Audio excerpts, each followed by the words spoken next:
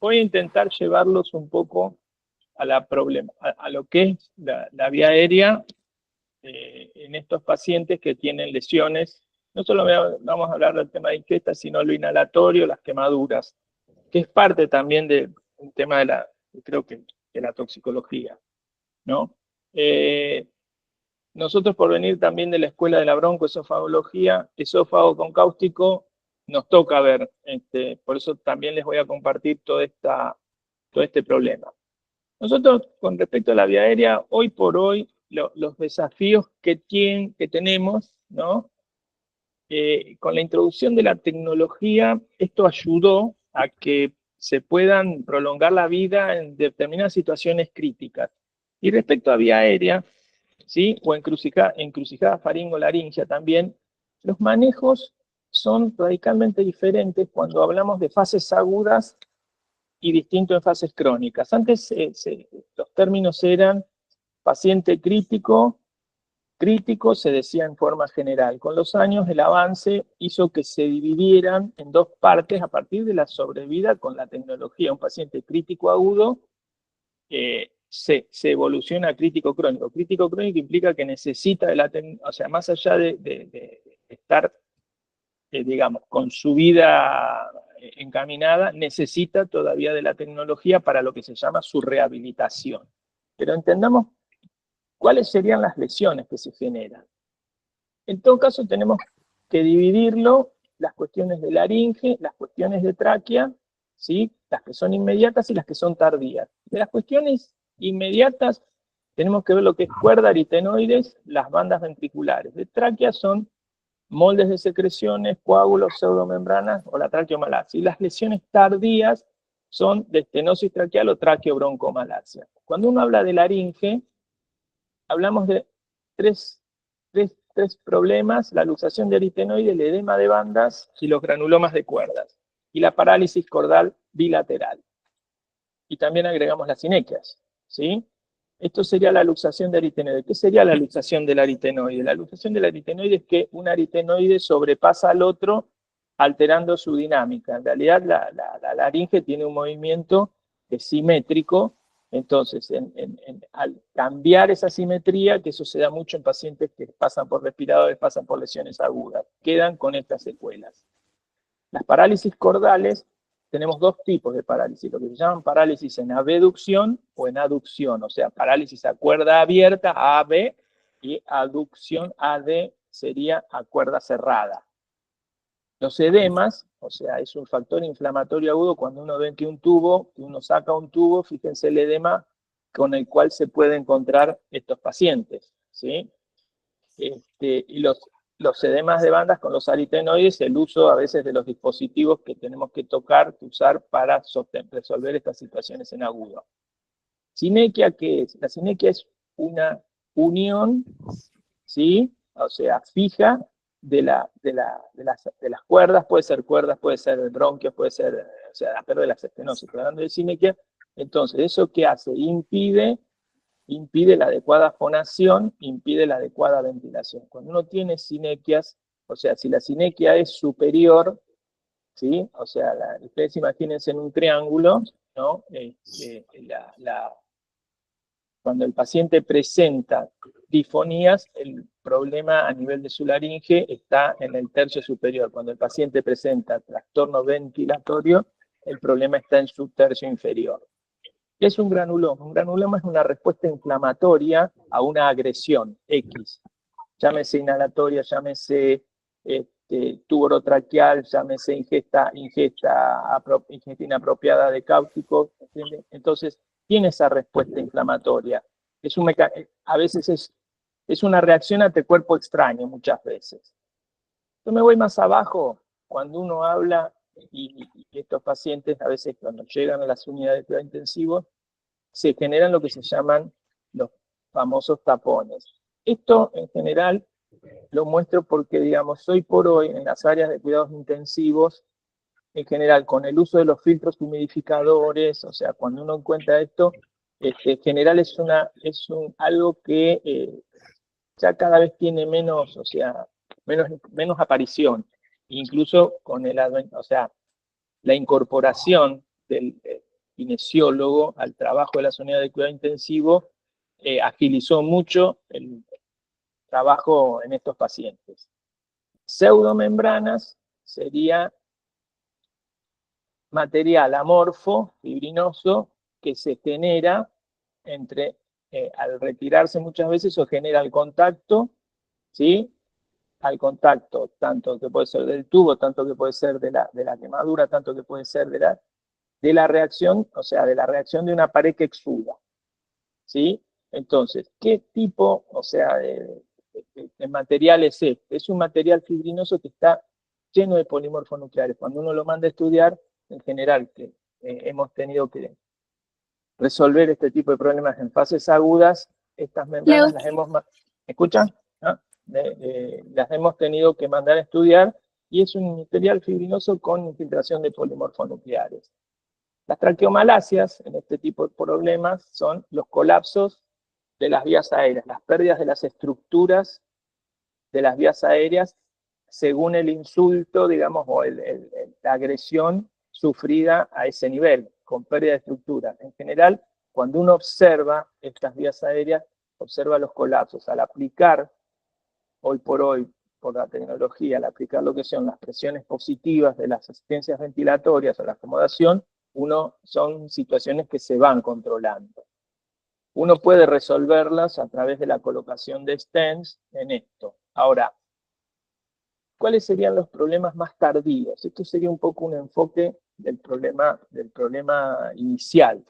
Lo tardío es aquel paciente que sale de su fase crítica, pero persiste crítico en su cuidado. Y sería la estenosis traqueal, cuyos síntomas pueden ser estridor, disnea, tos o dificultad para sacar las secreciones. Las disneas hay que entenderlas que son de tipo inspiratorio. Los pacientes, en estos casos, muchas veces muestran, digamos, o sea, la dificultad en la entrada de aire.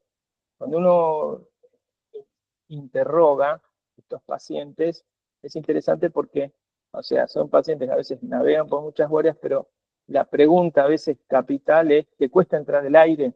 Y entonces estuviste en un respirador y eso lo pone en la situación de una estenosis traqueal. Es una patología que pasa muy desapercibida en los cuadros digamos, de atención en las guardias de urgencia. Tiene un inicio, ¿no? De 7 días a 3 meses.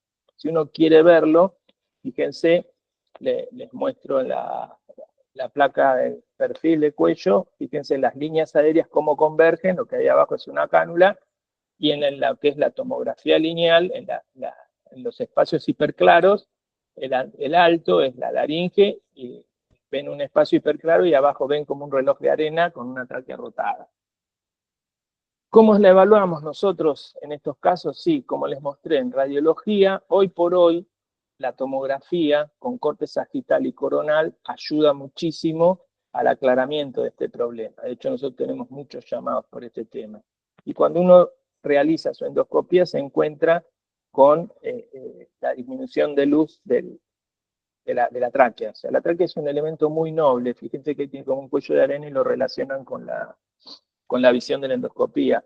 La tráquea es un elemento muy noble, tiene un diámetro de 17 milímetros, ¿sí? y la persona muchas veces se va adaptando. En general da síntomas, muchas veces da síntomas cuando estos diámetros llegan a los 3, 4 milímetros. Esta es una característica importantísima en estas lesiones que a veces son lentas y progresivas. Uno puede manejarse, si uno está en escucha, ¿no? Con lo que se llama la espirometría, que es un estudio no invasivo, donde uno ve lo que se llama la curva flujo-volumen fija, ¿sí? El cajón le llamamos nosotros. Y, digamos, desde nuestro lugar, lo que uno puede hacer, digamos, son las famosas dilataciones. Que esto, bueno, un poco ahí les muestro los diferentes diámetros que se logran. Uno, en el primer inicial, con la segunda, logras un diámetro mayor que te permite tomar decisiones más tranquilas. ¿Qué es la fístula? ¿Qué es la fístula? La fístula traqueoesofágica es la comunicación de la vía aérea con el esófago, ¿sí? Es la comunicación de la pared posterior. Es una lesión que viene muchas veces asociada a a la estenosis traqueal. En general, separadas es muy raro verlas, pero bueno, están. Se las considera traumáticas. Esta lesión particularmente tiene una particularidad y se da en su etapa diagnóstica. ¿En qué momento del diagnóstico? ¿En qué etapa está el paciente cuando pasa a hacer este diagnóstico? Y no es lo mismo diagnosticar esto dentro de lo que es terapia intensiva a lo que es fuera de terapia intensiva. Y dentro de la terapia intensiva es un paciente que si uno lo diagnostica estando en asistencia ventilatoria, en general son de mal pronóstico, son 100% de mortalidad. ¿Por qué? Porque en realidad ya se lo considera un paciente crítico agudo, ya en fase catabólica, con albúminas bajísimas, y del otro lado de la tecnología todavía no se ha desarrollado algún aparato en tecnología que te permita tolerar lo que se llama ventilaciones a fuga. Es decir, yo ventilo, fuga aire por algún lugar.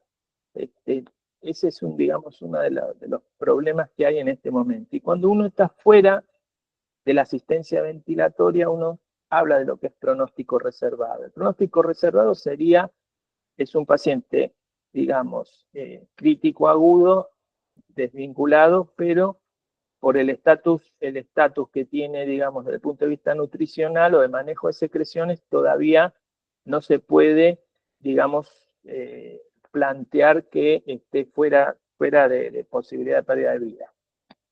Cuando uno habla de esto, o sea, entonces uno trata de trabajar y hacer diagnóstico, ¿no? Acá les muestro un video, ¿sí? Espérame, ahí, vamos a cortar la luz, fíjense, este fue un paciente, ¿sí? Que se operó y que dejó una lesión de pared posterior, ¿sí? Entonces, en fase aguda, ¿qué fue lo que pudimos hacer?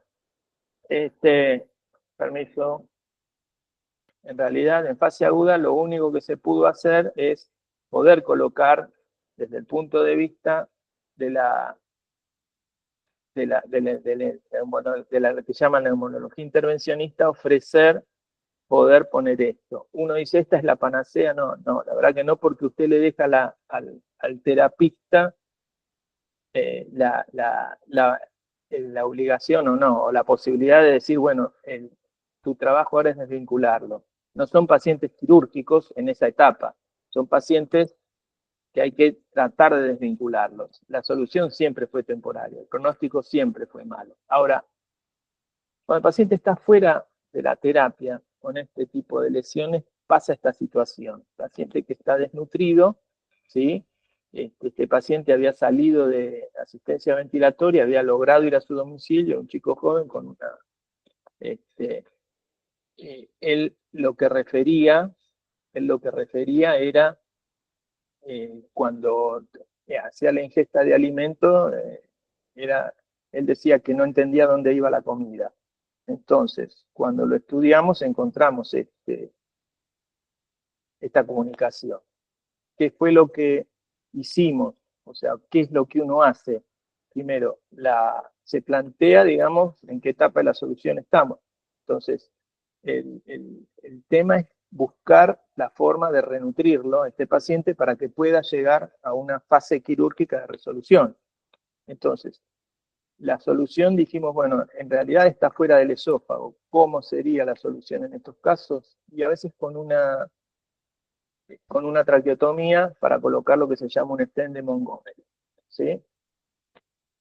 ¿Esto qué permite? Permite que el paciente, digamos, pueda recuperar su estatus nutricional, lo hace en el domicilio, y después puede, digamos, entrar en una fase de recuperación completa.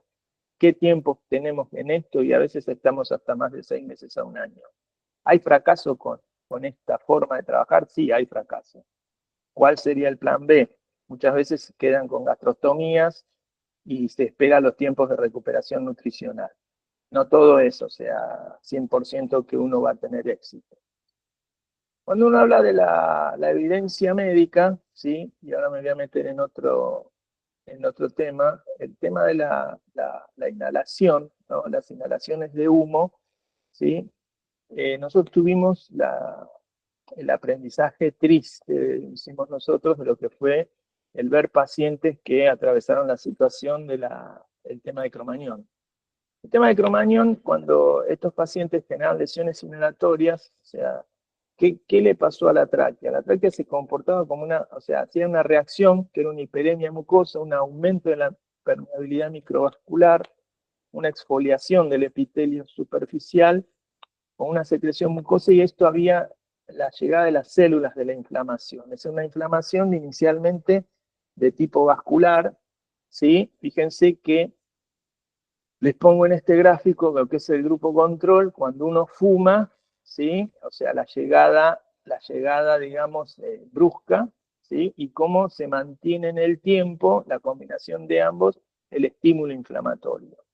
Esto, digamos, fue lo que intentamos entender o aprender en esta fase por el volumen de pacientes que nos tocó ver. ¿Qué pasaba en esos árboles respiratorios, no? Esto es un poco los hallazgos, los restos de hollín, ¿sí? Que de inicio, o sea, diferentes lugares, o sea, optaban por no manejar con fisiologías, drenajes posturales, lavados. A nosotros nos tocó muchas veces verlos endoscópicamente para hacer las toilettes, y después quedaban, digamos, quedaron, digamos, o sea, con lo que se llama la inflamación crónica persistente. Digamos, esa inflamación crónica que sufrió en el tiempo, si vamos, se transforma en neurogénica, y lo que hoy se está viendo que es la hipótesis, nada, que son pacientes, aquellos que sobrevivieron, algunos terminaron siendo pacientes bronquiales crónicos, ¿sí? El tema del PACO, ¿sí? El PACO es un agente inhalatorio complejo, ¿no? Crea quemaduras, ahí tenemos la visión de una laringe, y les pongo a propósito esto, cuando uno los estudia pulmonarmente, el daño de impacto que le genera al alvéolo, todo ese lavado color gris es tierra, digamos, que se extrae del alvéolo en esto. Esto es algo que estamos viendo bastante, pero bueno, es mostrarlo. Otros temas que hemos tenido, ¿sí? Este paciente tuvo la mala suerte de caerse en una pileta de cemento fresco, lo sacaron, ¿sí? Se hizo lo que se pudo, y lo que fue fíjense su esófago, fíjense su vía aérea. Obviamente este paciente falleció, no fue imposible el trabajo de intentar remover todo, ¿sí? Esto, digamos, me pasó una sola vez en la vida, la verdad que no me volvió a pasar más, digamos, los guardo como para mostrarlos. El tema de los cáusticos, ¿sí? La ingesta, nosotros, o sea, el problema de cáustico en vía aérea es muy poco de ver, es muy poco, prácticamente no. Nosotros no hemos tenido, lo que hacemos sí son evaluaciones de vía aérea, cuando nos derivan los pacientes que van a ir a cirugías. En general, la mayoría son lesiones, o sea, que tienen que ver, digamos, a partir de conflictos emocionales entre ellos, y los 4 cáusticos que uno ve es el ácido muriático, el ácido nítrico, la soda cáustica, la lejía, que sería la lavandina, ¿sí? Y tenemos hallazgos, los hallazgos que son la congestión orofaringea y la edema y la hiperemia esófago-gástrica. Esto me pasó ayer, por eso se los comparto. Esta es una paciente que nos trajeron del Moyano, justo en el día de ayer, que refería una disfagia progresiva, y se encuentra con lo que es esto, que es una estrechez esofágica, que había tenido al interrogarla profundamente, ella había tenido intentos de suicidio a través de ingestas de cáusticos. No pudo lograr, digamos, el cometido, pero bueno, quedó con estas lesiones que con los años, si bien de inicio no se le expresó, con los años, o sea, se expresan a través de estas formas. Pero fíjense lo que es, o sea, ella lo que decía era que lo sólido no pasaba lo líquido, y que necesitaba una deglución en 2 tiempos. Uno normalmente eso lo ve en lo que son los trastornos de la deglución por causas vasculares. Y justo esto, digamos, esto pasó ayer. así que por eso lo bajé al video y se los comparto. Ahora veamos el tema ya, si quieren, para ir cerrando, lo que es, o sea, el paciente quemado. El paciente quemado, nosotros tenemos mucha relación, donde un poco cargamos a nivel vía aérea con nuestra mayor experiencia, ¿sí? Estos fueron, digamos, la cantidad de pacientes que nos tocó ver entre 2009 al 2023, digamos. O sea, nosotros somos un servicio que hace muchos procedimientos al año, bueno, agrupándolos de los diferentes lugares de los que nos derivan, me parece interesante aportar esto. Entonces, en estos casos, o sea, los llamados eran por evaluaciones o seguimientos. Y acá era el paciente crítico agudo y lo que era el crítico crónico. El crítico agudo era una intubación dificultosa, los problemas de extubación, el estilor, la disfonía y la deglución, el trastorno deglutorio, la estenosis laringotraqueal y los trastornos dinámicos. El crítico crónico se llama winning dificultosa, a la dificultad de salir de un respirador, o sea, cuando se cronifica en el tiempo, no puedo terminar de sacarlo. Ahí hay una de las evaluaciones nos corresponde a nosotros.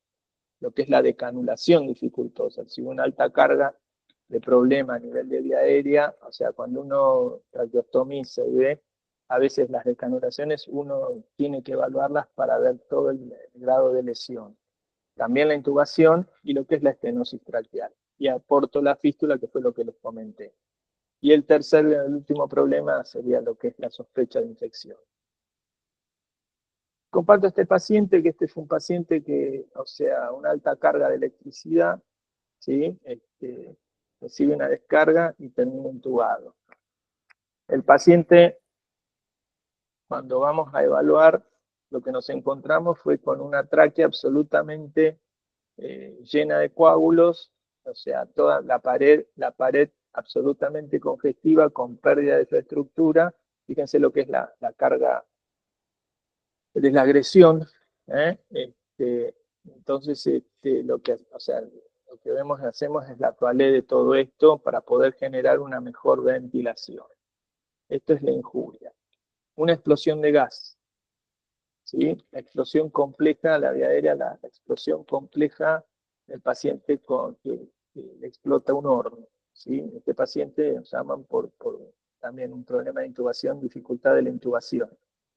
Cuando nos ponemos a evaluar, ¿sí? En entrar por la vía aérea, por la vía nasal, nos encontramos con lo que sería el tubo orotraqueal, lo que se llama el CUF, lo que se llama el tubo, y no encontrábamos una estructura, ¿no? No entendíamos la estructura donde estábamos parados, pero sí entendíamos que el paciente estaba ventilado. Lo que ven ahí es una zona nasogástrica, esto sería un tubo, un CUF de tubo que mantenía una ventilación en esto, ¿sí?